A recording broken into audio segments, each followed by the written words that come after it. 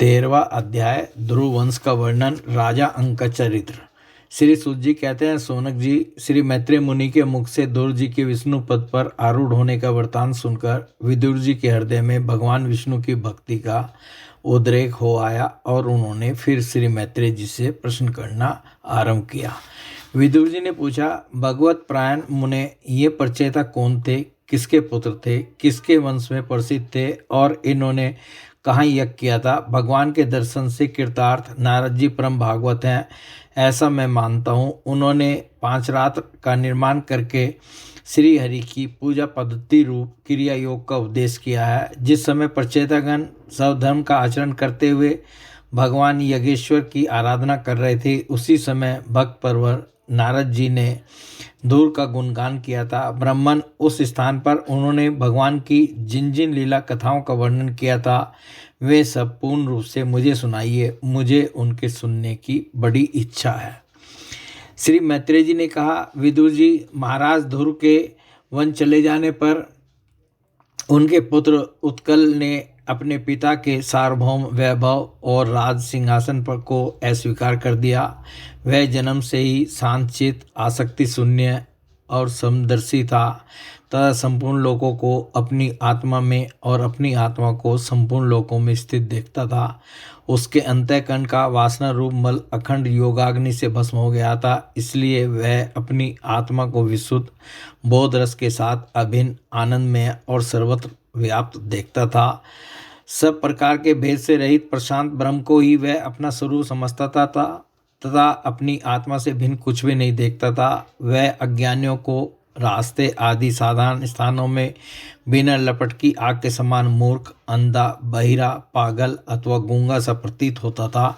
वास्तव में ऐसा था नहीं, इसलिए कुल के बड़े बूढ़े और मंत्रियों ने उसे मूर्ख और पागल समझकर उसके छोटे भाई भर्मीपुत्र वत्सर को राजा बनाया। वत्सर की प्रेसी भार्या सवेर्थी के गर्भ से पुष्मान, तिगम, केतु, ईश, ऊर्ज, वसु और जय नाम के 6 पुत्र हुए।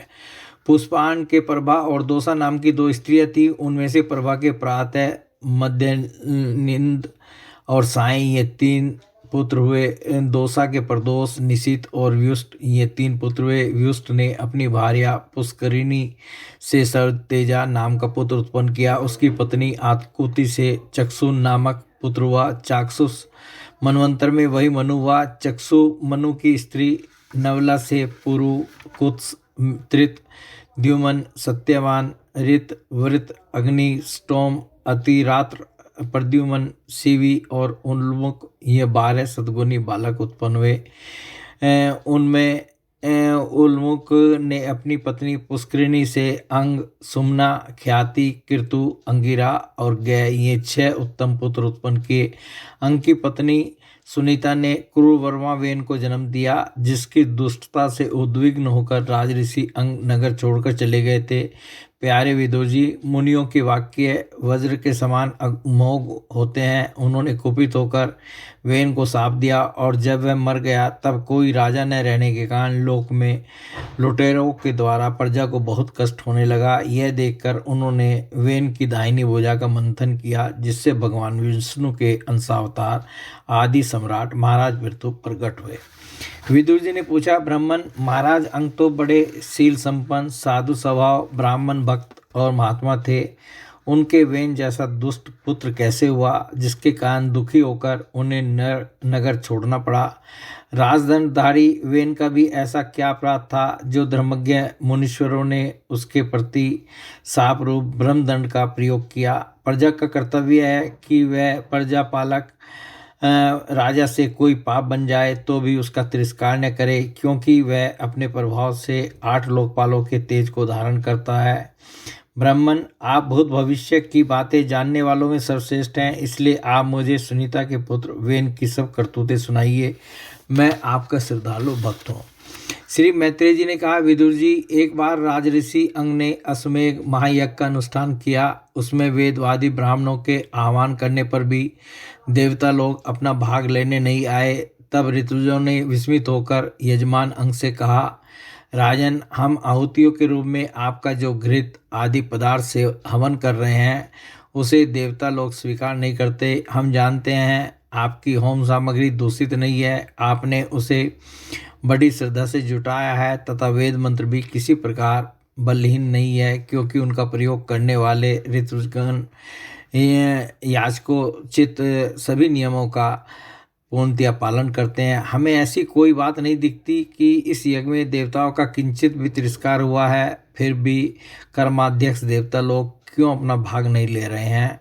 श्री मैत्रेय जी कहते हैं, ऋतुजों की बात सुनकर यजमान अंग बहुत उदास हुए। तब उन्होंने याचकों की अनुमति से मौन तोड़कर सदस्यों से पूछा, सदस्यों, देवता लोग आह्वान करने पर भी यज्ञ में नहीं आ रहे हैं और न सोम पात्र ही ग्रहण करते हैं। आप बतलाइए, मुझसे ऐसा क्या अपराध हुआ है? सदस्यों ने कहा, राजन, इस जन्म में तो आपसे तनिक भी अपराध नहीं हुआ। हाँ, पूर्व जन्म का एक अपराध अवश्य है, जिसके कारण आप ऐसे सर्वगुण संपन्न होने पर भी पुत्रहीन है। आपका कल्याण हो, इसलिए पहले आप सुपुत्र प्राप्त करने का कोई उपाय कीजिए। यदि आप पुत्र की कामना से यज्ञ करेंगे तो भगवान यज्ञेश्वर आपको अवश्य पुत्र प्रदान करेंगे। जब संतान के लिए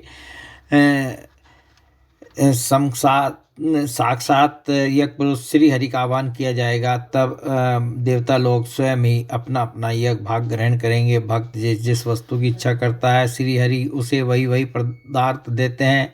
उनकी जिस प्रकार आराधना की जाती है, उसी प्रकार उपासक को फल भी मिलता है। इस प्रकार राजा अंग को पुत्र प्राप्ति कराने का निश्चय कर ऋतुजों ने पशु में यज्ञ रूप से रहने वाले श्री विष्णु भगवान के पूजन के लिए पुरोडास नामक चरु समर्पण किया। अग्नि में आहुति डालते ही अग्निकुंड से सोने के हार और शुभ्र वस्त्रों से विभूषित एक पुरुष प्रकट हुए। वे एक स्वर्ण पात्र में सिद्ध खीर लिए हुए थे। उदार बुद्धि राजा अंग ने याचकों की अनुमति से अपनी अंजलि में वह खीर ले ली और उसे स्वयं सूंघकर प्रसन्नतापूर्वक अपनी पत्नी को दे दिया। पुत्रहीना रानी ने वह पुत्र प्रदायिनी खीर खाकर अपने पति के सहवास से गर्भ धारण किया।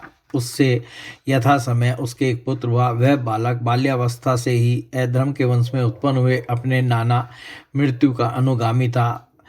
सुनीता मृत्यु की पुत्री थी, इसलिए वह भी अधार्मिक ही हुआ। वह दुष्ट बालक धनुष बाण चढ़ाकर वन में जाता और व्याघ्र के समान बेचारे भोले भाले हरिणों की हत्या करता। उसे देखते ही पूर्ववासी लोग वेन आया कहकर पुकार उठते। वह ऐसा क्रूर और निर्दयी था कि मैदान में खेलते हुए अपनी बराबरी के बालकों को पशुओं की भांति बलात्कार से मार डालता। वेन की ऐसी दुष्ट प्रकृति देखकर महाराज अंग ने उसे तरह तरह से सुधारने की चेष्टा की, परंतु वे उसे सुमार्ग पर लाने में समर्थ न हुए। इससे उन्हें बड़ा ही दुख हुआ। वे मनी मन कहने लगे, जिन गृहस्थों के पुत्र नहीं है, उन्होंने अवश्य ही पूर्व जन्म में श्री हरि की आराधना की होगी।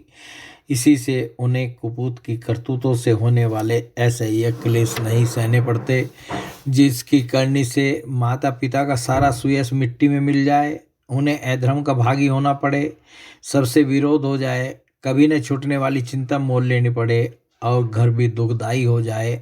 ऐसी नाम मात्र की संतान के लिए कौन समझदार पुरुष ललचावेगा?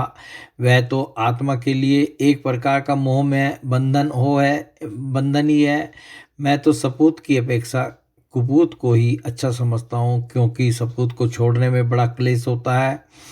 कुपूत घर को नरक बना देता है, इसलिए उससे सहज छुटकारा हो जाता है। इस प्रकार सोचते सोचते महाराज अंग को रात में नींद नहीं आई। उनका चित्त गृहस्थी से विरक्त हो गया। वे आधी रात के समय बिछौने से उठे। उस समय वेन की माता नींद में बेसुध पड़ी थी। राजा ने सबका मोह छोड़ दिया और उसी समय किसी को भी मालूम न हो, इस प्रकार चुपचाप उस महान ऐश्वर्य से भरे राजमहल से निकलकर वन को चल दिए। महाराज विरक्त होकर घर से निकल गए हैं, यह जानकर सभी प्रजाजन, पुरोहित, मंत्री और सुहृदगण आदि अत्यंत शोकाकुल होकर पृथ्वी पर उनकी खोज करने लगे। ठीक वैसे ही जैसे योग का यथार्थ रहस्य न जानने वाले पुरुष अपने हृदय में छिपे हुए भगवान को बाहर खोजते हैं। जब उन्हें अपने स्वामी का कहीं पता नहीं लगा, तब वे निराश होकर नगर में लौट आए और वहाँ जो मुनिजन एकत्रित हुए थे, उन्हें यथावत प्रणाम करके उन्होंने आंखों में आंसू भरकर महाराज के न मिलने का वृत्तांत सुनाया। बोले भगवान श्री कृष्ण की जय।